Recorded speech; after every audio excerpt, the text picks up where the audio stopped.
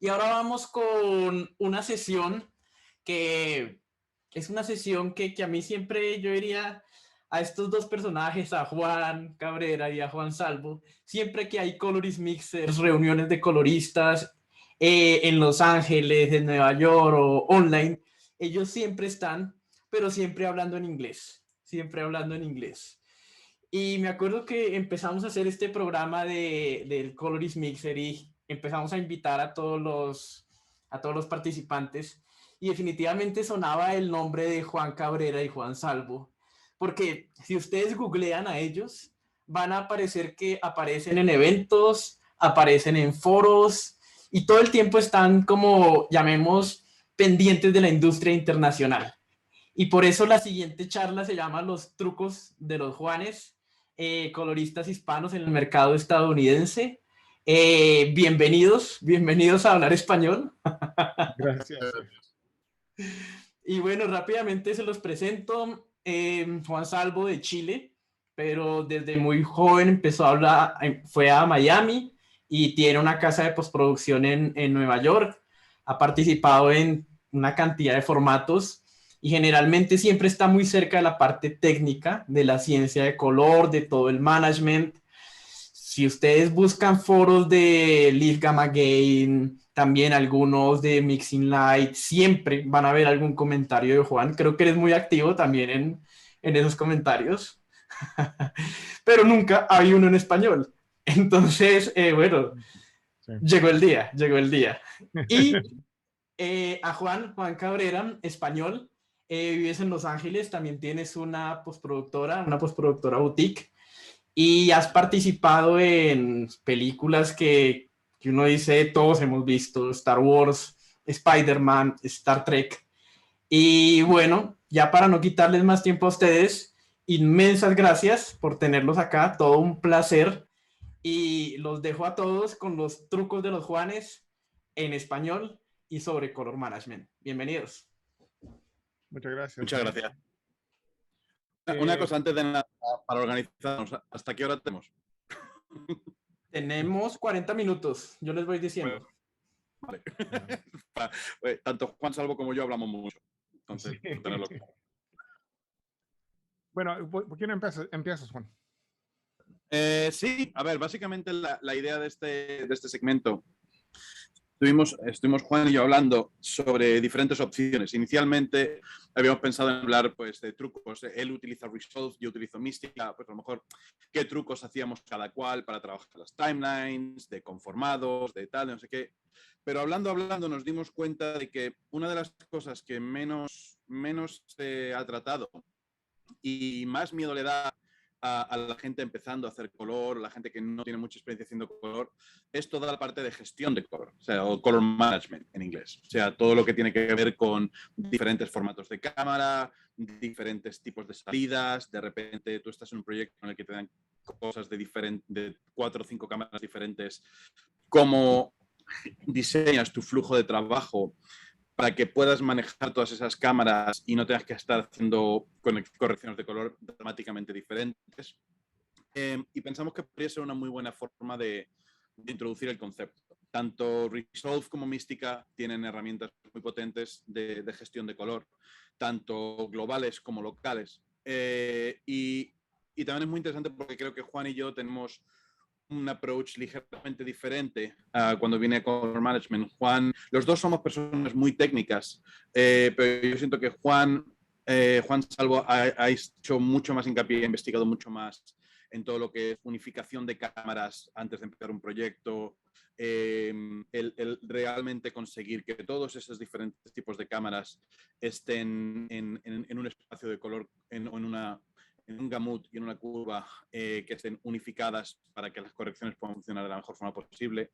Y a mí también me gustaría hablar de la parte de cómo utilizar esas herramientas también de forma creativa. ¿Sabes? Como el hecho de que color management es una cosa que puede dar mucho miedo al principio, que a veces no sabes qué vas a hacer, que vas a cometer un error, que si no lo haces bien, pues nos gustaría dar las bases para que podáis hacerlo con confianza, para que os sintáis cómodos, para que en un momento dado entendáis los procesos que están pasando y una vez que lo entendáis y sepáis lo que estáis haciendo, podáis romperlo, podáis cambiarlo, podáis utilizarlo de forma creativa, etcétera, etcétera. Así que, Juan, si quieres empezar con ello. Sí, bueno, para empezar quiero hablar un poquito quiero tomar un poll y ver si la gente aquí más o menos conocen el concepto del color management, han visto estas partes en nuestras herramientas, en Resolve, en Mística, en cualquier lado. Em, en realidad creo que la mayoría de la gente está un poquito nervioso en usando esas cosas y queremos empezar como explicando cómo funcionan, qué es la idea es. El sistema de color management es un sistema que te puede como cambiar el imagen, el espacio de color de la imagen para que puedes como combinar cámaras diferentes en el mismo espacio o hacer cosas como cambiar el salido de la imagen, cómo va a salir, a qué pantalla vas a mirar la imagen. Voy a share, voy a dejarte ver mi Resolve Desktop aquí para que te pueda mostrar unas pocas cosas. Para empezar, si han visto esto, antes hay este sistema aquí de color, ciencia de color en Resolve que se llama DaVinci YRGB Color Managed. Estos tres, entonces hay tres settings aquí que funcionan con Color Management, que las tres son DaVinci YRGB Color Manage, que es el sistema de manejar el color de Resolve de DaVinci. Además, tienen ACES y dos tipos de ACES que pueden encontrar. Esos tres son Color Managed, pero también puedes utilizar sistemas de Color Management dentro de un proyecto que no está Color Managed, que no estás utilizando ese sistema. Te puedes quedar en DaVinci YRGB, que es como el default, el que la más gente usan. Y con eso puedes aplicar cosas como Color Space Transform, que es un OFX, déjame ponerlo, Color Space Transform, que te deja manipular el espacio de color que entra y la salida en las dos, ¿entiendes? Entonces puedes hacer cosas muy complejas y te voy a demostrar unas cosas. También quería como explicar algo muy importante que creo que hasta cuando empiezas, si vas al internet, vas online, vas a empezar a ver estas cosas de LUTs. Encuentras LUTs por todos los lados. Toda la gente te está tratando de vender LUTs, de distribuir LUTs, hablan sobre LUTs. Y hay una cosa muy fundamental que es que los LUTs son muy básicos, no saben qué imagen le está dando, no saben qué es en realidad los LUTs. Entonces tú tienes que tomar la responsabilidad para entender cuando estás utilizando un LUT lo que es, cómo funciona, qué es el imagen que necesita, qué imagen te va a dar de salida. Eso es una cosa muy importante. Un pequeño inserto Dale, en Juan. que si puedo hacer un pequeño inserto en lo de las LUTs. ¿Me oyes? ¿Perdón? No. Si puedo hacer un pequeño inserto en lo de las LUTs. Sí, dale. Esto es un tema que habíamos comentado antes y que queremos realmente hacer hincapié, especialmente para la gente que está empezando. Vais a ver, o sea, el concepto de compra este LUT o esta LUT, sería en español, para tener el sistema cinemático, para que se vea como en Hollywood, para que se vea como una mega película. Eso no es verdad. ¿Sabes? Tenéis que tener mucho cuidado, si es vuestro dinero, normalmente no son muy caras, pero todos los que están vendiendo eso, realmente una LUT es algo tan sencillo como una matriz matemática, ¿vale? Es un montón de números que corresponden con un montón de números y mapean color por color, dentro de rangos de luminancia, de color, etcétera, etcétera. Eso significa que dicen, este tono de rojo es este tono de rojo, este tono de azul es este tono de azul, este tono de gris es este nivel de gris. Va mapeando esos colores. Pero una LUT solamente funciona dentro de un rango, solamente funciona en el rango en el que se creó. Me explico. Cuando tú trabajas en una película como Star Wars, como Star Trek, como cualquiera de las películas grandes en las que hemos trabajado, todo se ve bien de entrada. O sea, no es como que de repente la imagen venga que sea horrible y tengas un colorista estrella que haga que la imagen sea maravillosa. Se ha rodado ya maravillosamente bien. La LUT, por supuesto, está expandiendo en eso, está haciendo que todo tenga más calidad, más detalle, pero ya hay una base que está hecha. Tú no puedes coger esa misma LUT que a lo mejor se está utilizando para Star Wars, grabarte una cosa con el móvil, pegársela encima y que se vea igual. No funciona así. Entended que una LUT es una máquina muy simple. Entra algo, lo convierto en algo. Tengo una patata, lo convierto en patata frita. Si tú le metes un limón, no lo va a intentar convertir en patata frita y te va a ser una cosa diferente. No te va a ser una patata frita. Entonces, tenéis que tener muy en cuenta que ahí va a haber que hacer, si estés utilizando este tipo de LUT con cualquier LUT, vais a tener que hacer transformaciones, como Juan está comentando, para conseguir que vuestro material esté en el punto en el que esa LUT funcione adecuadamente. Si no, no va a funcionar. Sí, primero tienes que cambiar el limón a papa frita y después ponerle el LUT. Correcto. Y entonces primero cambias el limón a papa y entonces sí que te hace una papa frita. Pero Sí. si no, metes el limón, te va a hacer una limonada destruida que no funciona. Bueno, gracias por eso. Bueno, entonces lo que estaba diciendo Juan es precisamente lo que quería decir, que el LUT no entiende qué la imagen es, no sabe el espacio de color, el color space de la imagen. Solamente sabe números, sabe este número va a ser ese número. Entonces, tienes que tomar nota cuando quieres utilizar un LUT para usarlo correctamente. Tienes que tomar nota de qué el LUT necesita. ¿Qué necesita el LUT para darte papa frita? ¿Cómo vamos a preparar nuestro limón para que es papa? Bueno, te quiero mostrar un ejemplo muy fácil que está, esto está adentro de Resolve, no hay nada especial que no compré ningún LUT de 500,000 pesos. Voy a hacer otro honor aquí. Por el momento no estoy haciendo nada con este color space, no hace nada a la imagen. Te quiero mostrar este LUT que es muy común, que bastante gente creo que lo utilizan, que hay dos tipos de LUT adentro de Resolve de FilmLook. Si vas aquí a FilmLook, capaz que no lo puedes ver, espérate un segundito. Aquí vamos. LUT, FilmLooks. Aquí tenemos dos stocks, dos film stocks, dos tipos de film. Actualmente son dos. El Kodak y el Fujifilm. Vamos a tratar con el Fujifilm, no importa cuál, pero voy a hacer este DCI P3. Ahora, sabemos por el nombre que la salida de esta imagen va a ser DCI P3, que es un espacio de color para los teatros. ¿Por qué no usamos el Rec 709? Más fácil.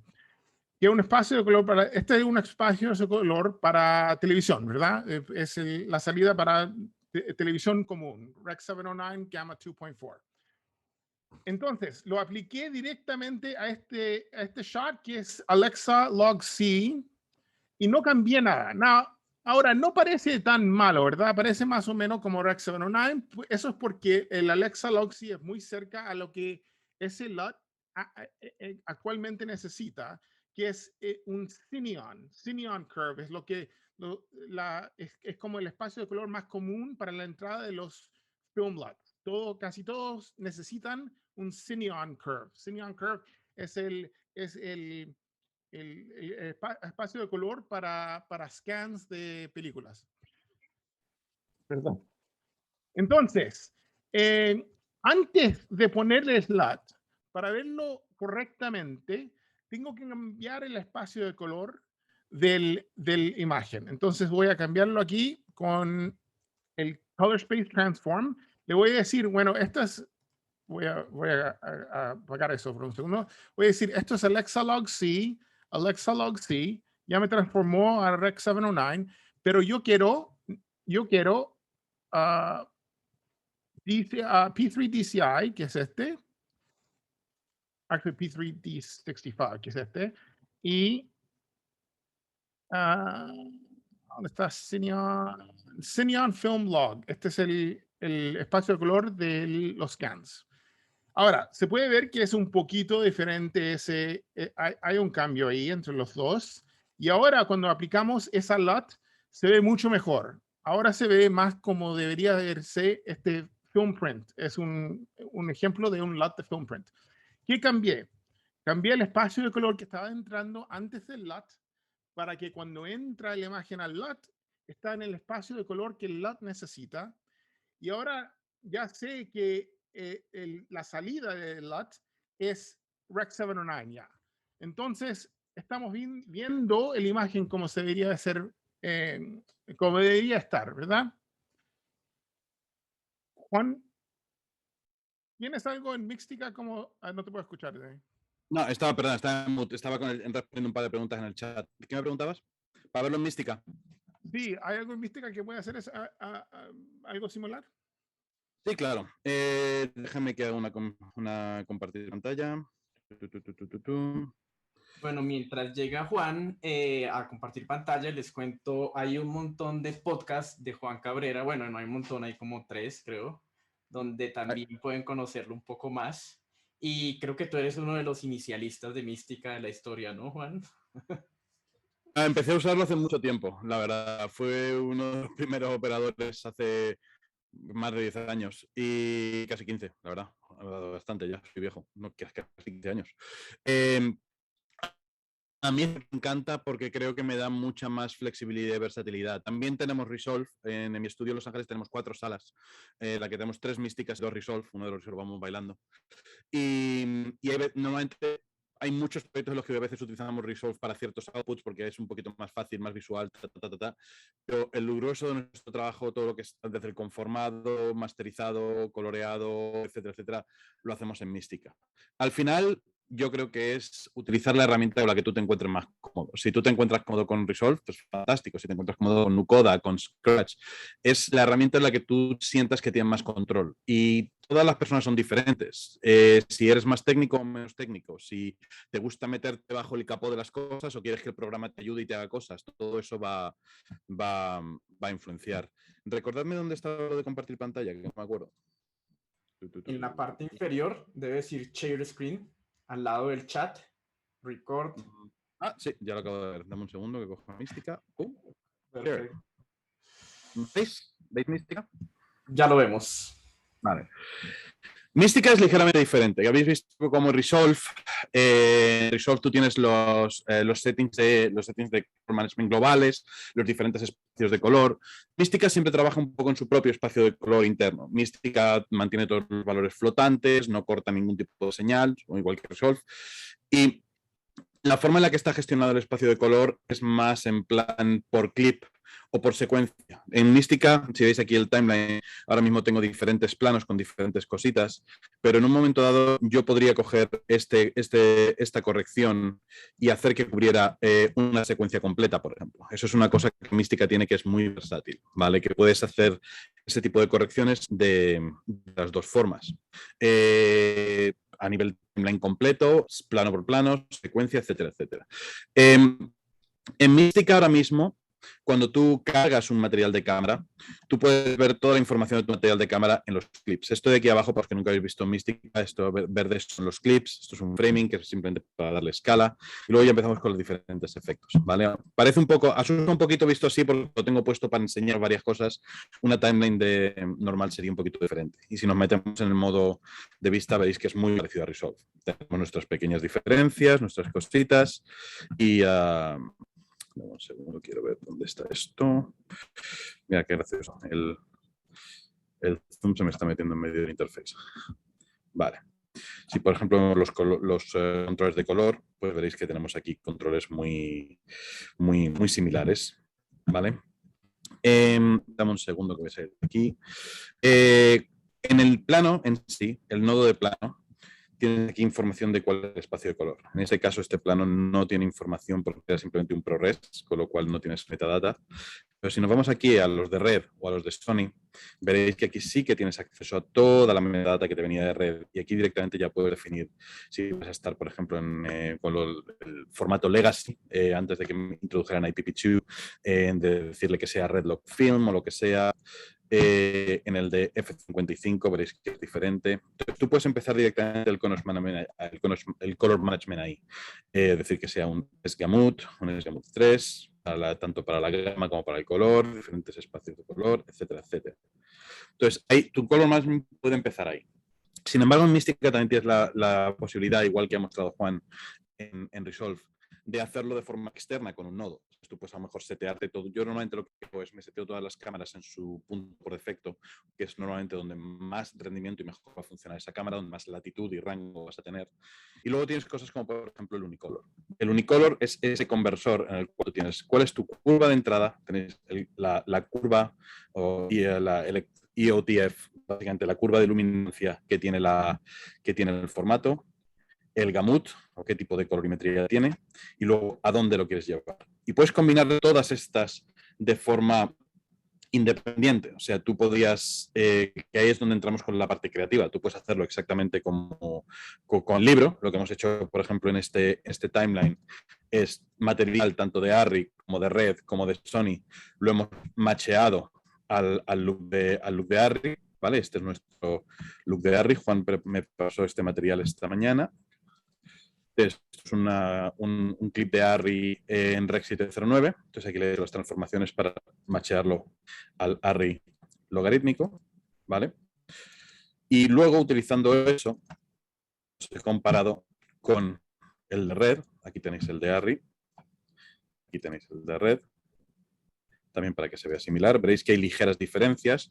Por ejemplo, el pelo aquí está un poquito más cálido. Ese es un poco el problema de lo de las cámaras, ¿sabes? O sea, las cámaras las puedes machear y las puedes acercar muchísimo, pero cada cámara ve de forma diferente y también influye qué lente tiene, qué settings se han puesto en el rodaje, influyen muchas cosas. Sí que es verdad que una vez que las pones todas en un espacio similar, en un look similar, es mucho más fácil que la misma corrección de color te funcione muy similar y solamente tienes que hacer pequeños ajustes, pero no es una matemática exacta, o sea, vais a encontrar pequeñas diferencias. Aquí lo mismo con la Sony, tenemos una vez más la versión de Arri y aquí la versión de Sony, que están bastante cerquita, la verdad.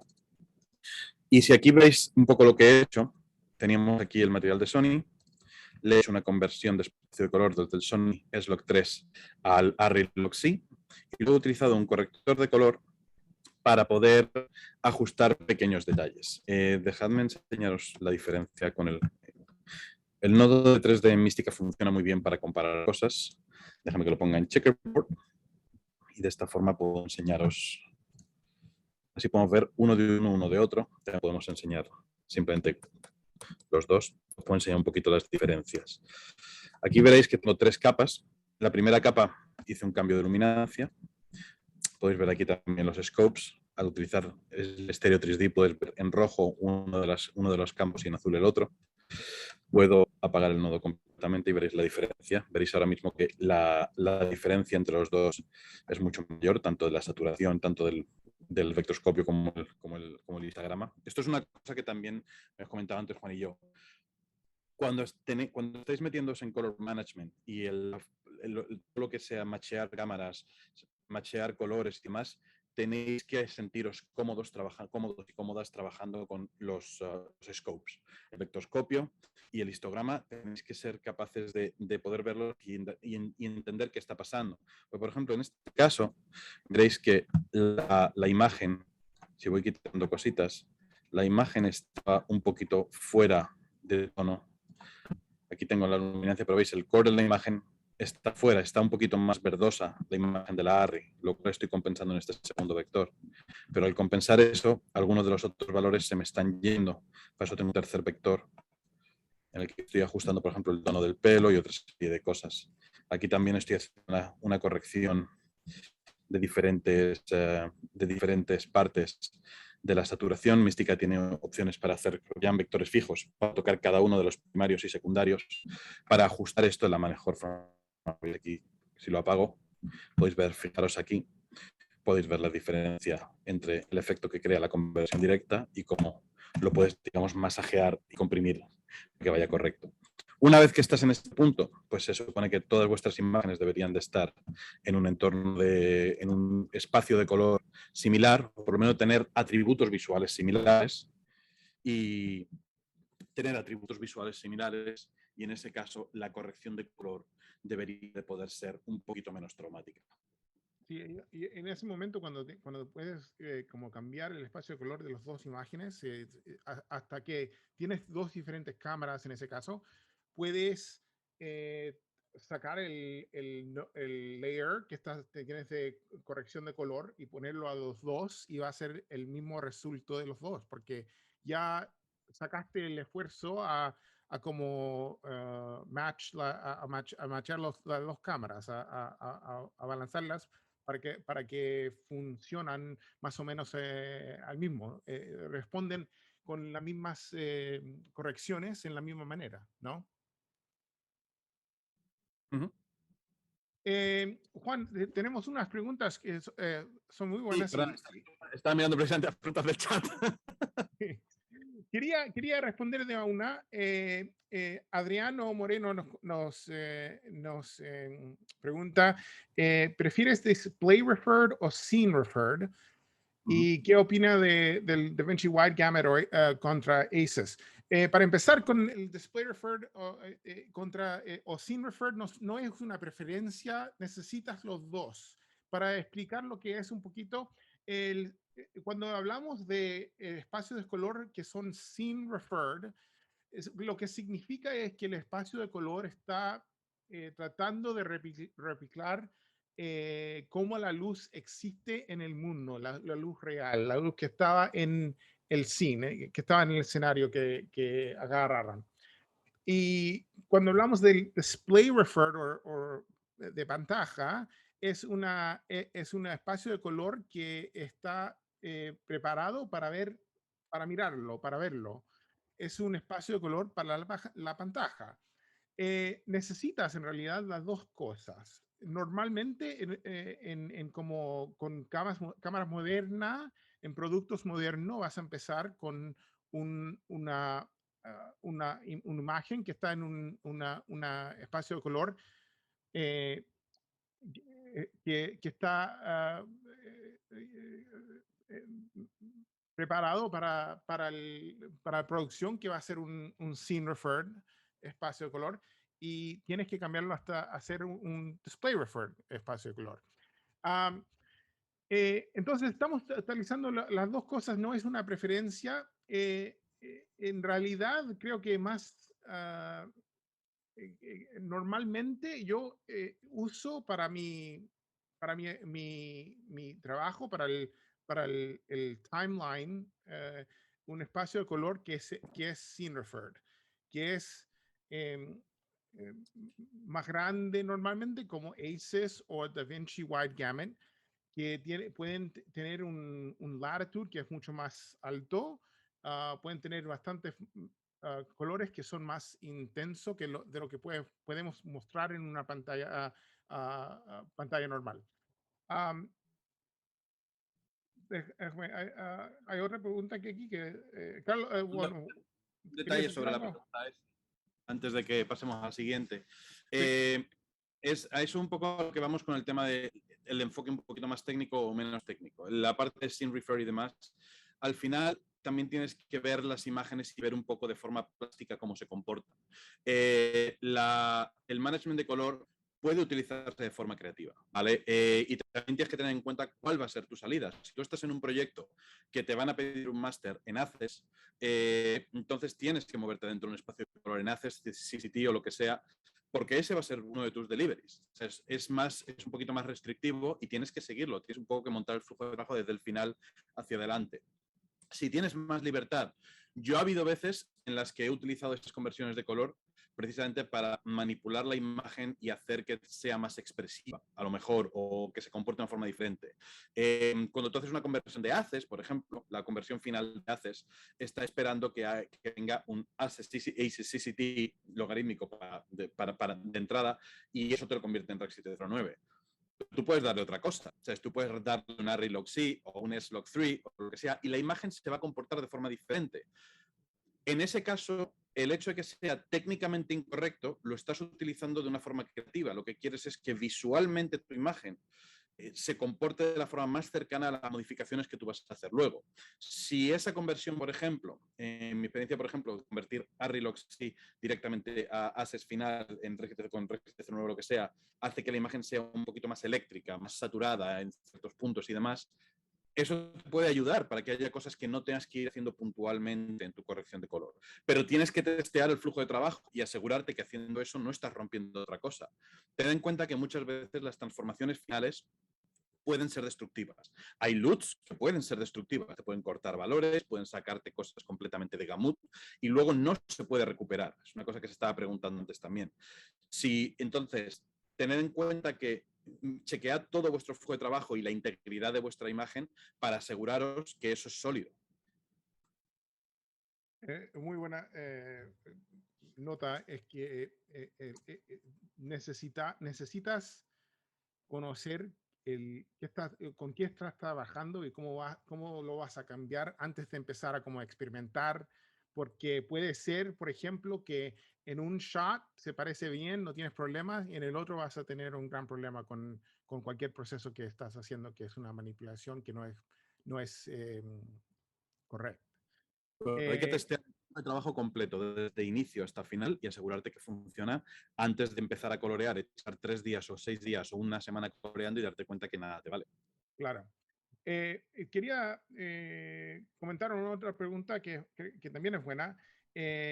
Carles Iglesias nos pregunta, a mí me gustaría saber la importancia del color en el nodo de Color Space antes de la corrección primarios o después. Es una buena pregunta porque I'm going to share my screen again. Voy a ver mi pantalla. Aquí tenemos este mismo shot con el LUT. Si estoy tratando de, por ejemplo, cambiar el exposure de la imagen, si uso la imagen antes de cambiarlo a Cineon y le doy offset aquí para cambiar el exposure, lo voy a offset up, offset down. Voy a cambiar el LUT un poquito para mostrarte más fácil. Aquí tenemos Verilog C. Ya, este es no necesito eso, necesito esto. Okay. Okay. Voy a cambiar T3, T55, log, log C. Juanito, que se nos acaba el tiempo. Perdón. Ok, tengo dos nodes. Tengo dos nodes aquí. El primero está cambiando la imagen a Cineon Log, el otro lo cambia de vuelta a Verilog C. Entonces, aquí tengo una imagen que es puro Verilog C, no tiene nada especial. Si trato de, por ejemplo, cambiar el exposure para que estos dos están en el mismo exposure, voy a poner aquí, perdón. Ok, tengo los dos. Aquí se puede ver que uno está mucho más alto que el otro. Si trato de usar el offset aquí con esta imagen antes del LUT, antes del cambio de espacio de color, lo puedo poner hasta que esta parte es más o menos el mismo aquí, está bueno, except puedes ver que aquí en la camisa hay una diferencia muy grande. Y eso es porque la matemática del color space, de esa corrección, no funciona bien en Verilog C, es para Cineon.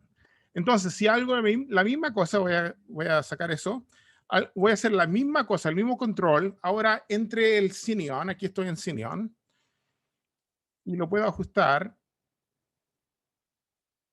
Vas a ver que ahora puedo poner la pared al mismo color, casi el mismo color, y la camisa se queda más o menos al mismo color. Hay diferencias porque es una parte diferente, pero son mucho más similar.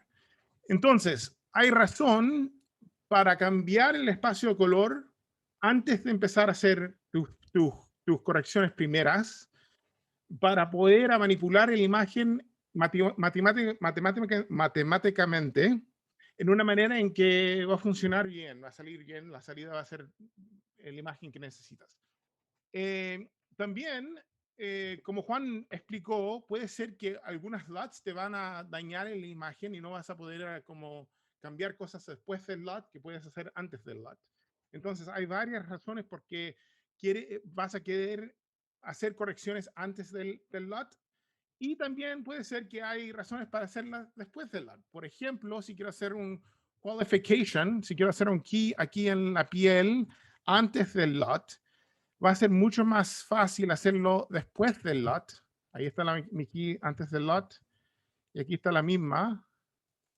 Después del LUT es mucho más fácil para agarrar la piel sin agarrar el pelo, perdón.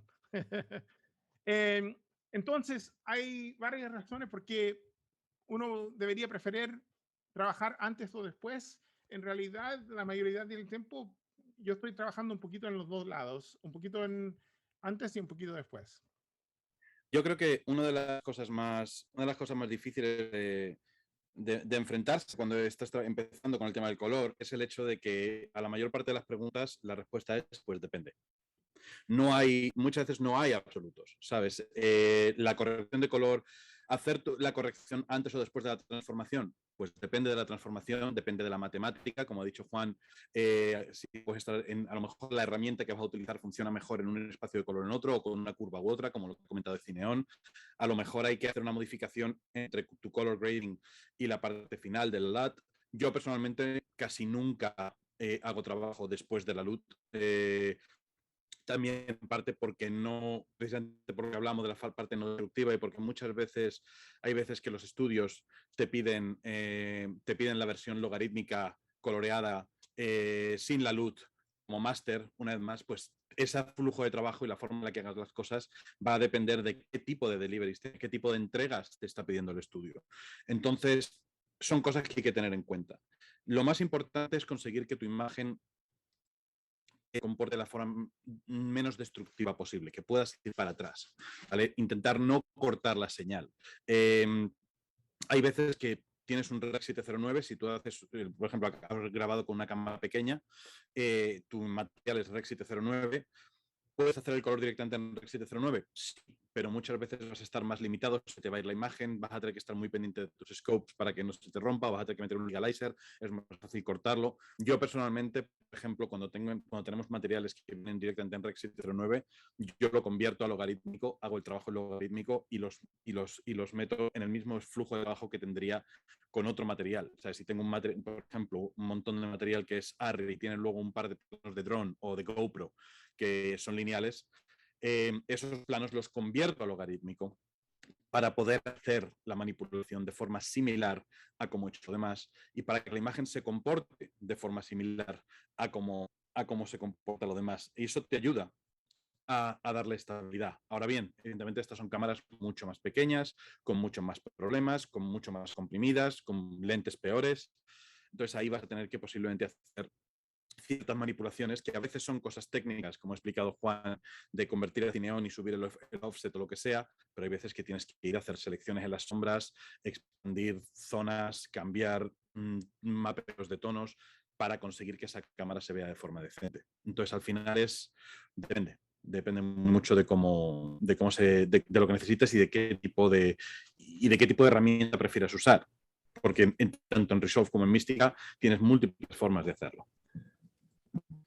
Voy a hacer un ejemplo muy rápido porque Roberto nos pregunta cómo podemos hacer la conversación de Rec 709 a log. Por ejemplo, en Resolve. Déjame mostrarle en Resolve y después seguimos con Mística momentáneamente.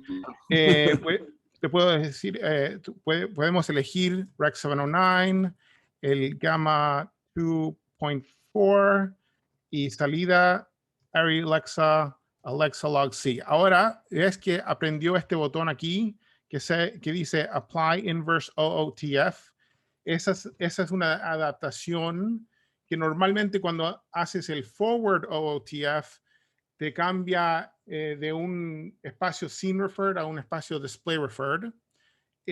Obvio, el inverse es el reverse. Está en el otro lado, va de un espacio Display Referred a un espacio Scene Referred. Y se puede ver que son similares las dos. Obviamente tenemos una diferencia en el exposure entre las dos, pero los colores, el skin tone están más o menos lo mismo. El problema es que obviamente el imagen que es originalmente en Arri-log-C vas a tener más colores porque Arri-log-C puede tener colores que Rec 709 no puede tener. Te voy a dejar el share para que puedas mostrarlo en Mística, Juan, si quieres. Vale. En el caso de Mística, por ejemplo, puedes hacerlo de la misma forma. En cuanto a que en Resolve tú tienes tu LUT, que puede ser que vaya de una forma a otra. Por ejemplo, en este caso, tenemos aquí nuestra imagen en 3709 viniendo de Arri. Y aquí le carga una LUT, que es básicamente la inversión, la LUT invertida de Arri, de la curva que tiene Arri de Arri Log-C a Rec 709. He creado una inversión y ahora esta va de Rec 709 a logaritmo. Entonces veréis que hay una diferencia de exposure, que es lo que estaba comentando antes Juan, que he compensado aquí para hacer las dos similares. ¿Vale? Entonces ahí estamos utilizando una LUT para hacer la conversión. Si tienes una LUT, esa LUT evidentemente te la tienes que fabricar tú o esperar a que haya un vendor que te dé la LUT inversa. Puedes usar el Resolve gratis y hacer una LUT en Resolve también. Puedes hacer la LUT en Resolve o puedes utilizar Lattice, por ejemplo, coger la LUT invertida. Hay muchas herramientas. La otra opción sería utilizando la conversión de color que habíamos comentado antes, que es el unicolor. O sea, tú empiezas, por ejemplo, si teníamos aquí, déjame que coja aquí, tenemos aquí nuestro lineal, déjame que lo coja y vamos a poner aquí como otra opción. Y aquí cogemos nuestro unicolor, que nos hace la conversión de GA 2.4.709 a Arrialesa. Entonces, aquí podéis ver que simplemente utilizando eso, ponemos aquí y ya tenemos una versión de logarítmico. Veréis que ciertas zonas pueden ser parecidas, a lo mejor hay ciertas diferencias a nivel negro y demás. Esta diferencia, por ejemplo, la tenéis porque el unicolor es uno de esos nodos que son para hacer conversiones de espacio de color de forma no destructiva. Unicolor puedes ir de un lado a otro y lo hace de forma matemática. La LUT que tienes, por ejemplo, de Arri, en Resolve, en otros softwares, para hacer la conversión de Arri Log-C a 709 es para hacer la conversión que hace Arri de esa forma. Entonces, es una parte artística que hace que los valores caen en sitios donde se ven mejor para Arri y luego tienes la parte técnica que es de hecho la conversión de la curva. Unicolor o el plugin de FX que ha mostrado Juan antes es una conversión matemática, o sea, parametriza la forma en la que una cámara se ve a la forma de output. Entonces puede que tengas que hacer algún tipo de modificación. Ahora bien, si solamente con esa modificación te funciona y la imagen se permite manipularla de la forma que tú quieres manipularla, pues ya lo tienes. Entonces elegir la forma técnica o hacerlo a través de una LUT o incluso podrías hacerlo con un corrector de color. Puedes hacerlo a mano también. No hay nada que... La única cosa con el tener que hacerlo a mano es que evidentemente vas a tener que manipular la imagen hasta que sea una cosa que te funcione y no va a ser un estándar. Pero volvemos a lo mismo. Si te funciona con tu flujo de trabajo y la imagen no se está degradando, no hay ninguna razón para no hacerlo. Bueno, pues buenísimo. Eso fue una maratón. Wow. No tomaron ni nada de agua. Fue tun. Agua. Bueno, pues genial, Juan Cabrera, Juan Salvo, un gusto tenerlos hablando en español y qué bueno tenerlos en este mixer. Bueno, después les pueden seguir como preguntando cositas y bueno, también seguramente en todos los foros de color, eventos, los van a conocer. Tuve la oportunidad personal de conocer a Juan Salvo. Aún no te conozco, Juan Cabrera, pero seguramente pronto. Y bueno, muy feliz de que ustedes estén acá. No he visto, muchos están apagando cámaras. Me encantaría que prendieran cámaras a ver cuántos sobrevivientes hay. Llevamos casi 8 horas. Unos están desperezando. Bueno, y nada, agradecerles. Juanes, trucos de los Juanes. Esperamos ver de pronto un truco de los Juanes después reload. Gracias. Thanks, boys. Great to see you. Great to see your faces. Yeah. Are you still awake? Oh, mate, of course I'm awake. Yeah. God. So good to see you, man. Great. Genial. Thanks a lot, fellas. Yeah, thank you.